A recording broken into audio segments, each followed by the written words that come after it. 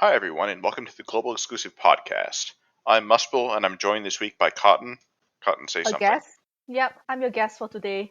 Hi, nice to Yes, meet you. Cotton and I are on the podcast together for the first time in months. I don't know. It's been a long time because we record normally at a time that's like 6 a.m. for her. And we're 7, also but joined by it's 7. Sinzar, who is here to talk about Clash of Wills. Hey guys, I'm glad to be back. But before we do that, we have to talk about the new units, global exclusive units. Well, one new unit and then some old units that got upgrades, but they're all global exclusive. So yeah, I guess we can start with Oliveira. Okay. You know what people love? They love it when units don't scale off of normal gear, so that they have to get gear them in weird ways, right?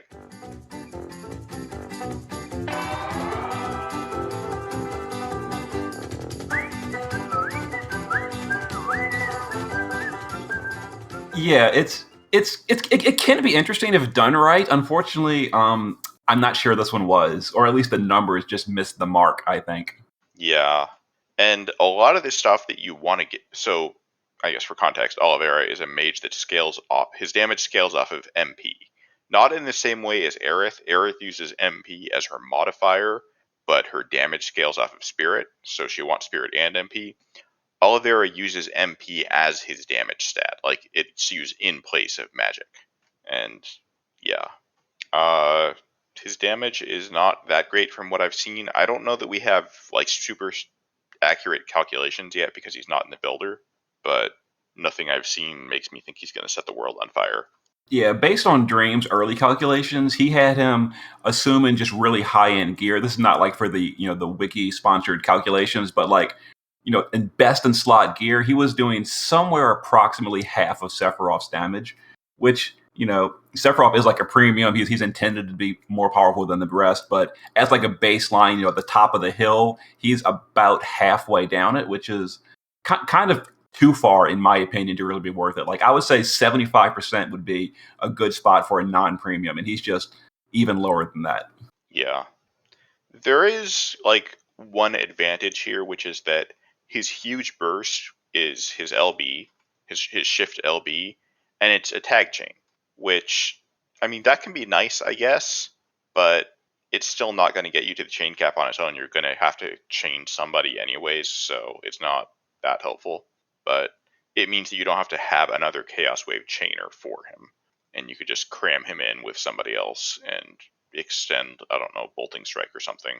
Yeah, his chain when I first saw it, that really excited me because not only is it a tag chain, it's also a perfectly synced up 4 times Chaos Wave Awakened. So it's a really good partner for some of these units that are a little trickier to find a partner for, like a quad Chaos Wave Awakened or like in Dark Ridge or something. But again, it's just the numbers. It's just he's like Yeah. almost more of a support than a damage dealer. I think you and I both independently came up with the same thing, which is that it feels like Gumi tuned his damage without realizing that he doesn't benefit from attack and magic buffs. That Oh, definitely that yeah. definitely seems that way, yeah. Because a 400% MP buff, assuming it existed, would help him so much compared to what he is right now. Yeah. Oh, yeah, that makes sense. But I mean, even though he's not like the top here, just looking at that, for like someone who just wants to quickly zoom through stuff doing first turn KOs with Sephiroth, wouldn't he be a good pair since he does a very strong Dark Imperial and Dark Amp? Are his AoE? Let me double check. I've barely looked at anything other than his LB, which I guess tells me how much Yeah. modern unit design is training me these days.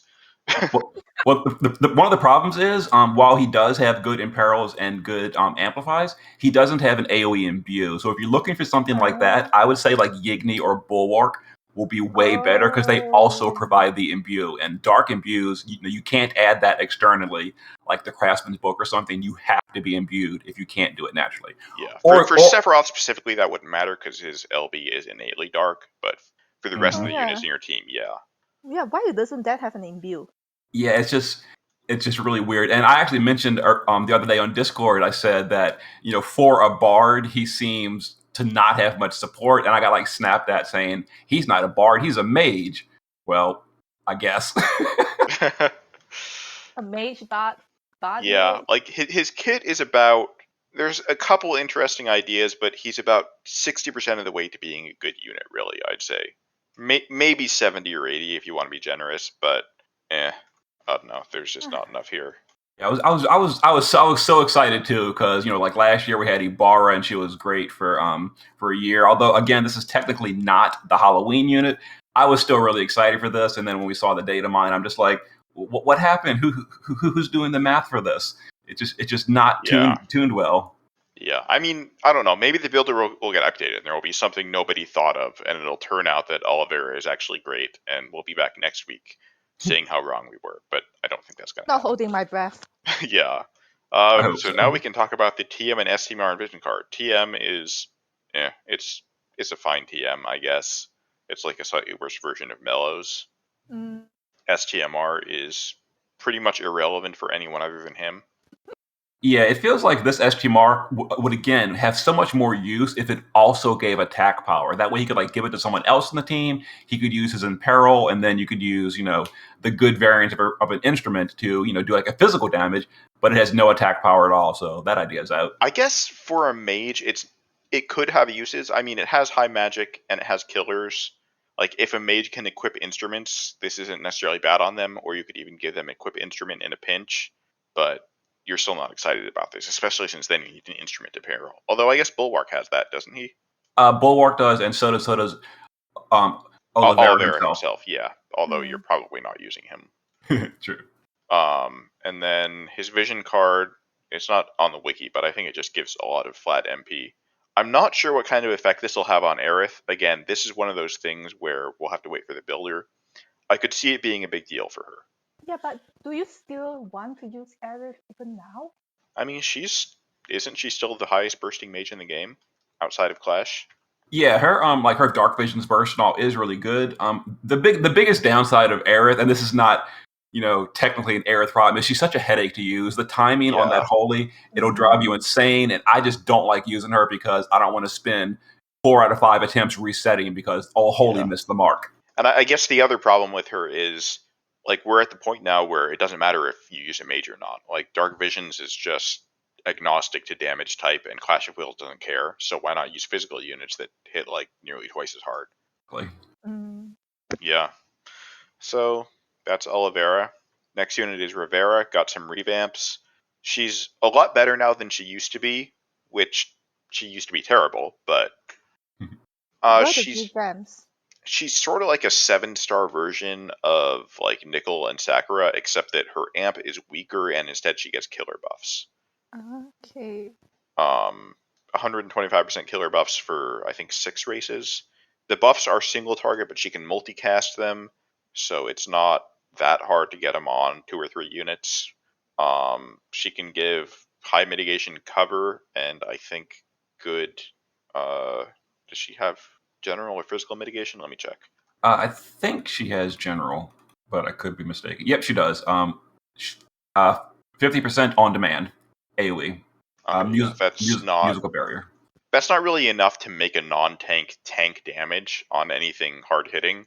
So I think the only real application here is if you have a damage dealer that has high mitigation in their kit, which there's actually a couple of those.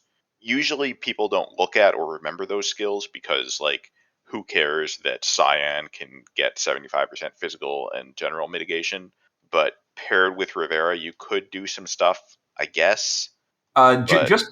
Just to mention a really neat combo that's probably never going to be used practically, but it could be, is Rivera and Oliveira together with another unit to provide temporary huge mitigations can like do some game-breaking combinations. For example, we kind of didn't mention on Oliveira because usually it's not going to be relevant, but Oliveira can permanently extend mitigation buffs forever on himself. Rivera can give Oliveira cover, and then you could use something, for example, like Daisy to give a 99% mitigation to like a specific race. And then you can have Daisy give 99% mitigation to Oliveira. Oliveira can extend that for permanent duration. It's always up. And then Rivera can make Oliveira cover. So like in theory, if you had it for the races of like Kairos, you could have had a 99% permanent mitigation tank for Kairos. Now, this is used in 3 party slots just to do physical mitigation, which a lot of times can be evaded anyway. So this may never come up in being a practical use, but it's one of those things that this would be so cool if one day this came into effect, and it is an option. Yeah, I like that these units have some stuff in their kit where you look at it and you say, I see how you could use this. I don't know that it's relevant, but at least they're not 3 skills and nothing else in their kit. But that doesn't make them good, unfortunately. Rivera also has pretty good heals, so you can use her as like a healer. The problem is that the only place you're going to use a healer these days is Clash of Wills, and she's stuck at 7-star with no EX levels, so you're not going to use her in Clash of Wills. So that's I guess the question is like, what is the point of Rivera? Well, let me just mention real quick a change with Clash of Wills. We'll probably talk about it more when we get to that section. But 7 stars can be used in Clash of Wills now, and I'll explain in detail why that is when we get there. Okay. I haven't done this Clash of Wills event yet, so I don't actually know what those changes are, so I will look forward to that. But yeah, that's Rivera. She might see occasional use in Dark Visions these days, especially as a budget option, which is, I mean, for a 7-star, that's more than most of them get, I guess. I mean, that's Sylvie. Sylvie used to be used in Clash of Wills. I mean, in Dark Visions, right? Oh yeah. Well, if you're comparing Rivera to the other 7-star pool, she is absolutely in like the top like 3 or 4% of all the 7 stars. The problem is might even be top 1%. Like, how many relevant 7-star units are there? There's Sylvie, there's Rivera, there's Zon. Oh yeah, she is. Anyone else? I'm trying to think. Yeah, she is. She's really, really good. Yeah, for me personally, when we ask that question, I always think like to all the 7-star upgrades in JP, but got to remember Global doesn't have those. We only have a very small 7-star viable pool. And yeah, Rivera is one of the absolute best of the 7 stars. Yeah. She's easily top 10, maybe top 3, largely because I cannot think of anyone other than those 3 that's any good. Mm-hmm. Insert the usual call for asking for upgrading a 7-star unit. Yeah, like this upgrade is amazing, and this is the kind of stuff JP usually does, once a month. And, it feels great when it happens. It might not be, top of the meta, but it's still such a great upgrade. And a lot of players are going to find use for Rivera. So Global, please do more in the future. Yeah, I would like to see more upgrades like this. I would like it even more if the upgrades were a little less weird and janky, but you can't have everything. I would like it the most if they turned these units into NVA so that they were more usable in Clash of Wills. But whatever. Yeah, I mean, considering the latest batch of NVAs that we have recently, like they're all pretty bad also. So like. Yeah. Well, speaking of NVAs, Grimlord Sakura and Lucius got upgrades, and that's literally all there is to say about them. They still suck. Yeah, they just. I don't know. Global does not like making the old NV units, meta relevant again. They just, there's not a whole lot to say. Like neither one is really going to be doing very much. Yeah, like they get AoE killer buffs that are like 130% for 3 races, but they have to be EX3 for it. And yeah, and their damage is not good. So they're like not even necessarily worth bringing for that. So it's just disappointing all around. And Lucius got an upgrade to his shift LB damage, but they didn't fix the frames, so it is still going to break. As far as I'm aware, there is not a single chain in the game that Lucius's LB will not break. I'm not familiar with, but if I remember correctly, his is one of those ones that has like the 1 frame gap, right? It has like multiple 70 frame gaps and then several 1 frame gaps. Oh geez, that is just not happening. It has a super fucking cool animation, but the frames they make alum frames look wonderful. It's the worst thing I've ever seen. Unfortunate. But yeah, those units are bad. Ibara also got some upgrades. I'm not actually sure what her damage looks like. Again, Builder has not been updated, and people have not really. But what I'm seeing does not look too impressive. In Clash of Wills, she should do okay. She's at max modifier morale. She got a 1000% LB. I did try her in Clash of Wills on 1 or 2 clears. The issue is killers. Like gearing her for Stone and Undead Killer, which is the current Clash of Wills boss. Even with like whale gear, it is just not happening. Yeah. For a mage, that sounds really rough. Mm-hmm. Yep. And because of that, for me personally, her damage was just not worth bringing, and she went back to the bench. Yeah. So I guess I assume, it sounds like she's usable, but not amazing, and you would need her at EX2. So if you don't have her, don't pull for her. If you have her, I guess buy the VIP fragments in the shop. That might be enough to let you EX2 her, especially if you ever run her through the fragment dungeon over the past year. But yeah. And that brings us to Clash of Wills, right? Yes, Clash of Wills Season 2. Please tell us something a bit less disappointing, Sinza. Like maybe the Clash of Wills doesn't have the HP lock, right? Oh, I don't know about that. It kind of does lock. Well, first of all, just to mention, the rewards again are amazing. They gave you some NeoVision's picks and all that. The Clash of Wills clothing is as good as the Clash of Wills helm is, so that's all nice. As far as the boss itself, it's still like the second day, so we're still learning it. But at this point, I personally at least have run the boss a lot. On the first 2 days, I refreshed orbs even to get more attempts in to figure the boss out. He is really, really challenging. I would say personally, it's a lot easier than Kairos because the option exists to completely negate damage. Whereas Kairos, that is just not an option. You had to tank it. This one is definitely more of the Dark Visions themed, where the goal here is to reduce all damage taken to 0, which I don't like. I hate that about fights, and I'm really sad that came back. But if you're not, as you were saying that, my heart was sinking. Yeah, and the problem is, if you're not reducing the damage to 0, the boss is curing his breaks at the start of the turn and dealing six-digit damage to your team. So, bad things will happen if you're not negating the damage. Unfortunately, it's really Gumi. There's a middle ground. Quick question about negating damage right Okay. there. Is that contingent on you removing the zombie status effect? If you reduce the damage to 0, the zombie is actually irrelevant. You can leave it up the entire time if you're reducing the damage to 0 because you don't need to heal. Except for Louise, which is unfortunate because Louise is such a big deal in this Clash of Wills as well. Oh yeah, Louise heals when she does damage, doesn't she? Oh, it is the double-edged sword. Like, zombie is totally fine to ignore. No one cares because you're not taking damage anyway. But Louise will just destroy herself if you leave zombie up and she does anything. Yeah, so you gotta cure it if you're using Louise. So the boss, it's almost like there's two versions of the boss. There's the boss if you want to do like a budget easy clear, and I posted a video of that today. Very, very simple and easy. This boss is very easy to just cheese clear. If you have evasion, you have to have your entire party full evasion to do, honestly, for all clears, because the boss's physical damage ignores cover. And he does like between 6 and 8 of them on some turns. So you can't even mirage it. And it does so much damage. So you've got to just evade your entire party. You could also lower the boss's accuracy with Sky and only use 50 evasion, which is how most of the high score clears get it done because, it's easier to gear. But the boss's physical damage is crazy.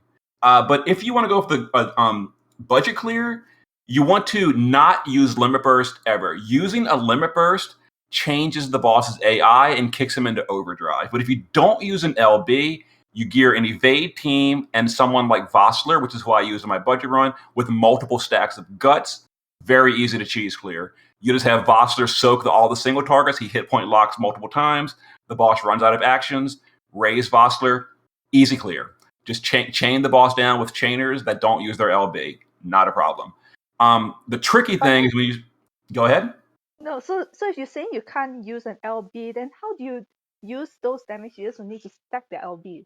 That would be like the high score runs where you have to use LBs. Then the boss's AI changes. He starts doing multiple dispels on himself and your own party. He's doing things like damage over times and lots of debuffs. And it just gets a lot trickier and harder. It is especially challenging to set up a high score run because by using LBs, the boss is now using dispels constantly. Like you get like a 1-turn window to rebuff everything and then burst the next turn. And to be clear, is it that he does this stuff on the turn after you use an LB, or once you use an LB, his AI permanently changes? That is a good question. I don't know the answer to. Okay, fair enough. Yeah, so for my clear, I was rerunning it. I was testing stuff, and then I was like, the trial and error is like the basic way I figured this out. Like, if I do these actions, okay, well now he's dispelling me on turn 4. This plans out. Let's try this other actions. I do these actions on turn 4. Oh, now he's not dispelling me. Okay, we're going to buff on turn 4. That's basically the way I figured it out, and I got to a point where I got a really high score run by killing the boss by bursting on turn 5. Then he hit point locks, and then you recover from the threshold and you finish off the boss. Thankfully, when your units die and all during the threshold, you're actually not penalized for that. Oh. So that is a great change for Clash of Wills, compared to the Dark Visions. Doesn't the boss buff his morale if you die? Oh yeah. So for a high score run, as far as I've seen, every single high score run has Kresnik on the party. And this is not specifically for his zombie cure, because you might be thinking that. It's because of the morale fill. Kresnik is probably the only unit in the game that can fill your morale quickly enough to get a turn 5 burst. And that is like just a requirement to get a high score. And he also does cure the zombie. The coolest thing about Kresnik, you give him counterattack, and all these bosses' physical attacks are going to trigger Kresnik's counter. He cures zombie for free. No action required. Kresnik is the absolute MVP of this Clash of Wills, which is making a lot of people unhappy because they passed on Kresnik and they don't have him, and they are struggling without him to get a high score run. So Sinza, what if you don't have Kresnik, like a certain someone here? Then you would use my budget run, you would not use LBs, and you would be very sad at your score, but you will get a clear in. Thank you, Sinza, for making me feel a bit more depressed. But I'm thinking about it. Ibara's limit burst doesn't need to stack. Jigny doesn't use a limit burst. Same with what's the name called again? Luis as well, I guess. Correct. Yeah. The problem with all these units is, and as I've learned firsthand, when you gear them for evasion and killers, their damage drops off a cliff. That's why you need Lara Croft, Skye, and units like Sephiroth that can gear for... Even people don't even realize that Sephiroth even has 30% evasion, naturally. So, like, these units, Skye and, like, Lara, they have 50% evasion innately, and with the accuracy down, they don't even need to gear for it. This Clash of Wills is so tuned for the top of the line units that if you have them, you're at the top of the ranks. If you don't have them, you are way down here in rank. Yeah, it's really just another way for them to screw mages, is making these bosses require evasion. Mm-hmm. Because mages just have no real way to handle it that doesn't suck. Yes. Mm-hmm. And now I'll mention one of the things that it's a controversial issue. It's a double-edged sword. There's some perks, there's some downsides. Basically, it's the cap change. So you may have heard that they raised the damage cap in Clash of Wills to 10 billion. And this boss, no one is damage capping him on level 99 at 10 billion. It is just not happening. Like, there's no way possible. So this cannot be perfect scored. So that's a bad thing in its own right, at least in my opinion. I don't like that. I did like where it was possible to perfect. It was like a goal to reach. You could reach it. But one of the side effects of this is, because you just cannot perfect score the boss, the highest score possible, as it turns out, is going to level like 81 or 82, turning off a lot of the modifiers, the bulk modifiers, and just hitting it as hard as you can. So dealing like 9 billion damage to level 81 with all the bulk mods turned off is significantly better score than you're getting by doing like a high score run at the higher tiers. So the side effect of this is you actually only need, like, I think it's an EX11 team for the highest ranks. So you can now bring 7 stars because you don't need to be EX16 anymore, because you're not turning on the modifiers, because that'll actually lower your score because you cannot damage cap. So it's more score to deal like 9 billion with no bulk mods on at 81 versus a 16 out of 16 clear on like 95. You'll get like triple the score by doing it at 81. I wonder to what extent Gumi was aware of this or intended it. I'm assuming they didn't mean it, but who knows? It's Gumi. It feels so backwards. Like they definitely didn't. They probably wanted us to not damage cap. Okay, we'll just raise the score. Yeah. They didn't think of the ramifications of doing that. So now you want low EX levels at low levels to get that big burst. It's so weird. I don't like it. Yeah. Things like you mentioned that you can bring 7-star units because of the lower X level required to cat. So which 7-star units would you recommend then? Well, that's also kind of another like strange thing because if you're going for the perfect the high score, if you're competing for the top 100 ranks, you're probably not bringing 7 stars because you're bringing all the meta units.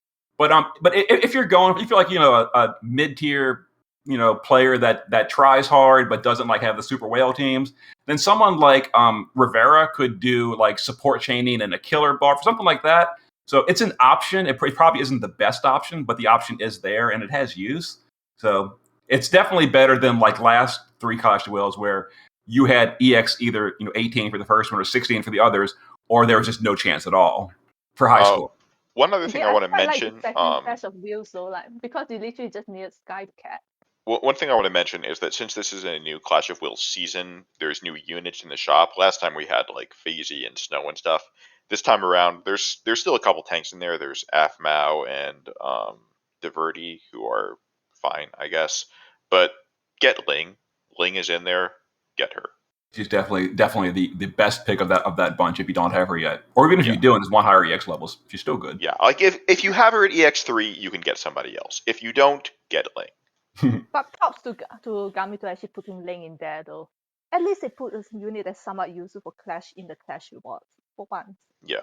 Oh yeah, she's still really good. And for this one, she gives Undead Killer as well, and she gives Fire Imbue. So she's a really good choice for the current Clash of Wills, as well.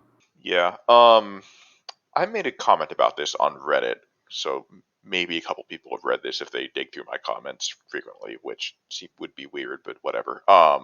Basically, where I'm at the moment is I'm annoyed that pretty much every single relevant fight in FFBE is time limited. And I get why they do it, because the problem I think they had with old trials was that if they released a trial that was too hard for normal players to actually challenge the whales and make them pull for stuff, then people got annoyed because they couldn't. Then most of the community got annoyed because they couldn't clear this new super hard thing. Like we saw that with Aigaon and Remble of Malboro, and to some extent even Glacial. People hated those fights on release. Like some people liked it anyways, but it was out of reach for people for most of the community for months at least.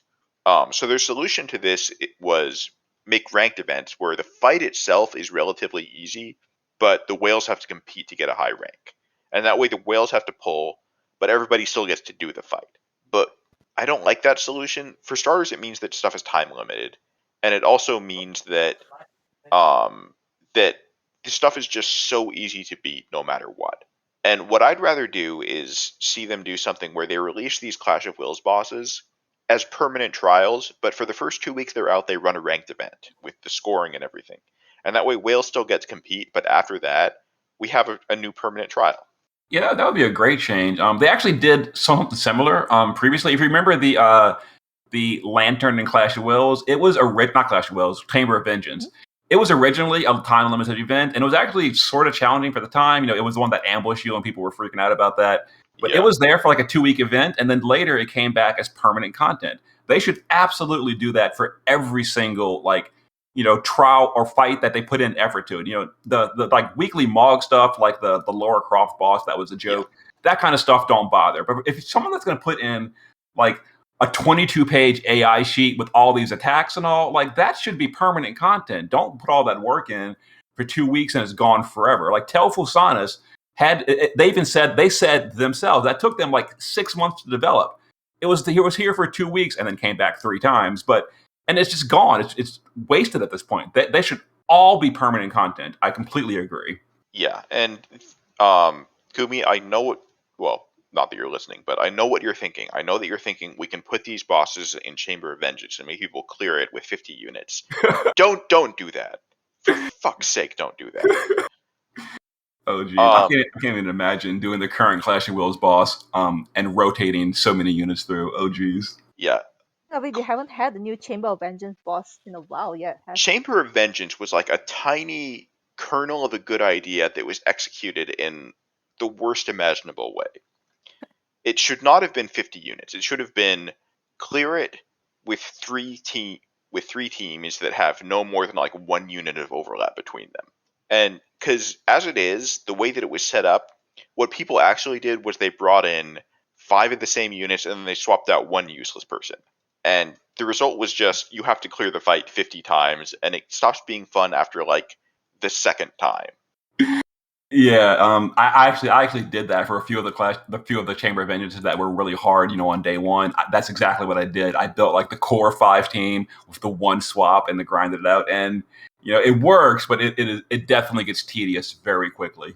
Yeah, and like the idea of making people fight stuff with different teams, it was a good idea. It's just that the way they implemented it made people do things very differently, and the way that there's a saying in game design: players don't do what's fun, they do what's optimal. And the job of the designer is to make sure that those two are the same thing. And not Clash of Wills, Chamber of Vengeance was a complete and utter failure from that standpoint, in my opinion. Yeah, like it's kind of hard for me to criticize Chamber of Vengeance because I did absolutely love the content itself. It's just the whole rerun system could have been just left out entirely and just made it like a trial. Yeah, it would have been a lot better without that if they just like packed the rewards down into like they could have even gotten rid of some of them. They didn't have to give out that many STMR tickets. I don't remember how many it was, but I think it was a fair amount for the time. Or the like 120 stat pots you got to clean up afterwards. Oh God, I have You so need- many stat pots stuck in honestly, do storage. you even need the rewards on the Chamber of Vengeance now? Like, you're just swimming in stat pots. I think they can be useful for new players that have a lot of units to pot, but yeah. The whole stat pod system just needs an update. They actually mentioned on one of like the big anniversary streams in JP, they're going to be overhauling the system and changing it to like a currency system where you have so many like banked up stats to distribute instead of having it be actual pots cluttered in your inventory. I was just about to say, like, I wish that they would do something like, I was going to say Fire Emblem Heroes, where they have something like that. It's for XP over there. I haven't played it in a long time, but like, it's not an item, or it's not like another unit. It's just you have this amount of XP that you can fuse into units, and it doesn't take up space or anything. Exactly. That's exactly what the If they game do needs. something like that with pots, it would be great. I would like it even more if they did it with Cactuars and Moogles and STMR Moogles too. But I'll take what I can get. Oh yeah, just uh, clean up all this clutter that the game just has from being. Why do we have an enhancement box? That was their Band-Aid fix. Oh God! Like, why is it easier for them to store how many of these 17 different kinds of units I have instead of just storing like 6 numbers, like one for Gil, one for experience, one for each stat, one for trust Moogles, one for STMR Moogles, and we're done. I guess that's probably more like 12 numbers, but still. Like, how? Yeah. What is wrong with them? Yeah, a whole bunch of the systems in the game. It's kind of like just the side effect of being like a 5 or 6 year old game, but they could definitely use some updating to fix these old, just lingering problems at this point. Yeah. And I'm pretty sure that if they managed to shrink down our unit inventories like that, it would make the game load faster. Because I'm at the point now where I think it takes like 2.5 minutes from launching the game to get into the game. Oh yeah, it definitely needs some optimization. It's slow both on my computer with an emulator as well as on my phone. It just loads like really slowly everywhere for me. Yeah. So please, please, Gumi, make these bosses permanent. And I don't mean like run the event and then add them as permanent bosses 6 months later. Just release them with an event and never take them out of the game ever. Please, I'm begging you. That'd be a great change. Yeah. But I think that's pretty much it for Clash of Wills discussion, unless somebody else has something they want to say. Oh, wait, I just remembered something. The boss has no morale actions, right? Yes. Okay. So there's 2 things on the bar. There's the far right, which the boss only has access to if you're just failing hard and that you've lost all your morale. That's an AOE instant death. It's basically a game over. And I think the reason for that is to like stop the extreme cheese clears, like Zahn hiding for 6 turns and then reviving your party on a safe turn. I think that's the primary reason for that. You should never ever see that in a regular clear. And then the other one, once your morale gets high, it unlocks for the boss. No, I'm sorry, it's already unlocked for the boss, and it turns off when your morale is high. It's an AOE. It's an AOE status every few turns. It's mostly irrelevant. You're buffing status immunity anyway, so you're never going to be affected by it. But it just means that you kind of have to maintain your status immunity buff. Is all that really means.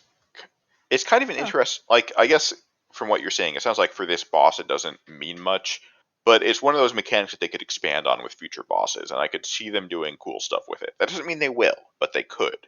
They almost certainly will because and they even put a news update in the game saying we're sorry we left our like debugging data in the game. If you open the boss's morale action window in the UI, the boss has 6 slots for 6 different UI morale actions. So this is very obviously their like beta test if the system works. And I promise you, next month we're going to get a boss that actually uses the system with multiple skills. This is like their test version. Yeah, well, I just mean more like, I think one problem that they've had with Dark Visions and Clash of Wills bosses is that the bosses don't really, like back in the day with Trials, the bosses had phases based on their HP percentage. But Mhm. nowadays we mostly one-shot bosses. If they have an HP lock, maybe you see 2 different phases. But having the phase based on the morale gauge, like what section of the morale gauge you're in, that could let them bring back phase-based bosses instead of just having this single super complicated AI with 5 billion skills used throughout the whole fight. Mm. So I don't know. It's definitely a cool system. Yeah. So Mispel, which do you think is the for the new season of Clash of Wills Armor? I know personally, for the first season, I kind of told everyone to go for the Magister's Helm, even though Rulers is better on some specific units. I said Magister's was like just an overall better pick. Now that we have a second piece, once people have access to the top tier of both pieces, do you think people should get like a second Magister's piece for the chest slot, or should they mix it up at this point? I feel like we're still in a situation where so many of the best units are TDH and they want that chain cap increase. So I think the Magister's one might still be better. It's hard to say for sure though, just because like we're at the point now where almost all of the best Clash of Wills units are global exclusive. So we don't have any kind of JP crystal ball for what the next strong units are going to be. And it's not necessarily a bad idea to kind of diversify. I guess the I guess the other thing to note though is that like you don't you don't have to spend your Xenostone shards. Like you can save them for the next Clash of Wills if you're at a point where it's not yet going to make a difference. True. Although I know it can be hard to have that stuff burning a hole in your pocket. Oh yeah, waiting multiple months. We're actually on the same page as far as which modifier is the best. I agree. Magisters. I'm personally going to pick Magisters for the clothing as well once I get enough shards to unlock it. Although to note, the Magister's helm and clothing don't stack with each other. So this is so you can gear 2 units on your team with an extra chain cap increase. You know, you can't put them both on like Cloud and get him to the 6x cap with just that. You would still need saviors for the units with a 4 times cap. Yeah, Yeah, the I've got one a thing that I'll question say is there. that sorry, go ahead, Cotton. Like, we know the chain cap increase doesn't stack, like, but does the morale generation stack? Yes, it does. You can put both of these in the same unit, and they'll double cast 50 morale twice per turn by wearing both. Yes, that does stack. Okay. One thing I want to note though is that I think there's a lot more body armors with killers than there are hats. So I think on your main damage dealer, you're more likely to have them use the Clash of Wills hat and then a killer body armor. Although it'll obviously vary depending on the enemy's race. Like there's still Eileen's hat for several different enemy types. Mm-hmm. Yep, true. But I mean it's not as exciting to get 2 things that basically do the same thing, but I think there's a strong chance it might be the best option still. It's almost like and stay with me on this. It's almost like it was a bad idea to make gear that increased the chain cap. Well, we can also go for the full EPing and get rulers on both, and we can give any unit in the game an extra 600 flat magic or attack power. So that is definitely powerful on some units. How long until we have 6-digit attack? Oh gee. The next anniversary with the Riser, the Golden Riser. Seriously? Oh, you haven't seen that? He's got 265,000 attack power. What? Wait, what? Really? What? Y'all didn't know about Riser? Oh, it's the biggest meme. Yeah. I thought he's a meme, like not like a meme, not a serious meme. Oh no, he actually burst harder than Sephiroth. I'm being completely legitimate here. He's insane. He's insane. He's a free unit too. Yeah.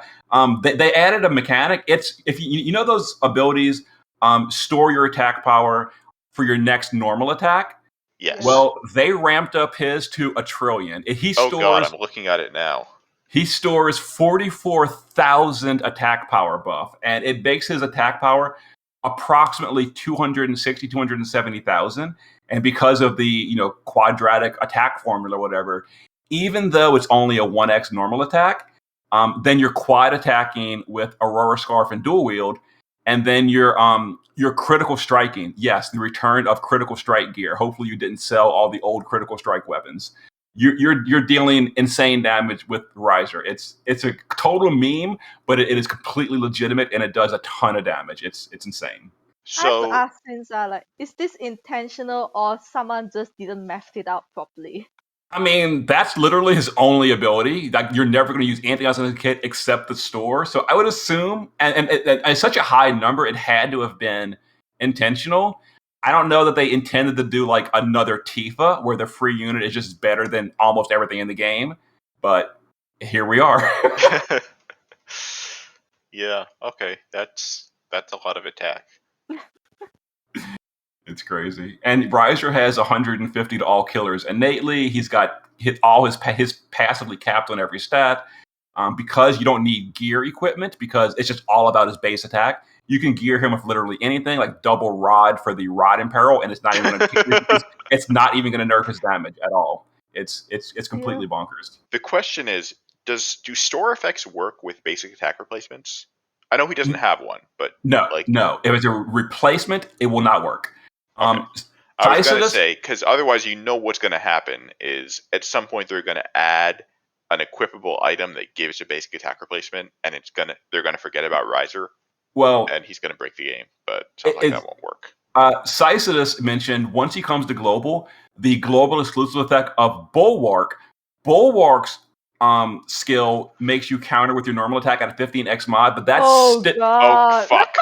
It's still a normal attack. So Sycidus mathed it up. He tested it even. If you've got 2 people with Poppy's STMR and Riser using with the chain cap increases, like Tifa and then now Olivera's TMR that makes you start at a higher chain mod, you're going to be doing it's going to be way stronger on global, with the disclaimer it's only a counter attack. So it's all right. Now, Barrows, edit this part out of the episode so that Gumi doesn't know about it.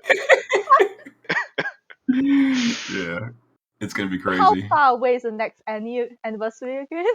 Well, based on the JP timeline, we should be getting Riser in approximately 4 months. But because he is a themed anniversary unit, they're probably going to delay him even longer. So I would assume probably in like July. Oh, that's sad. I would be really looking forward to see something cheese stuff. It's so hard. Yeah, I think that's probably about it for this week.